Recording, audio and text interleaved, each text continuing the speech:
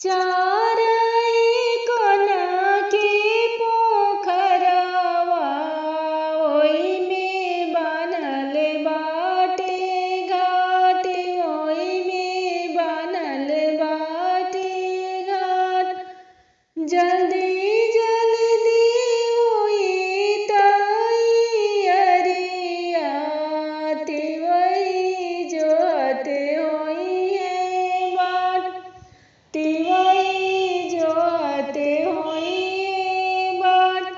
ले आई सोने के सिपुलिया, चली छठी माई के घाट।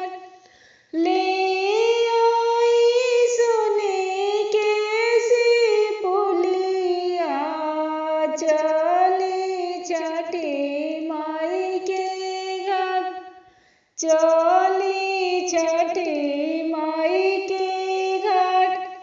चारही कोना के पोखरवा ओइमे बनल बाटे घाट, ओइमे बनल बाटे घाट। जल्दी जल्दी होई तैयारिया,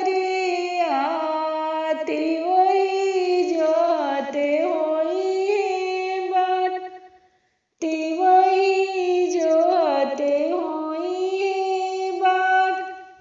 ले आई पाँच पाँच फलवा, चली छठी माई के घाट, चली छठी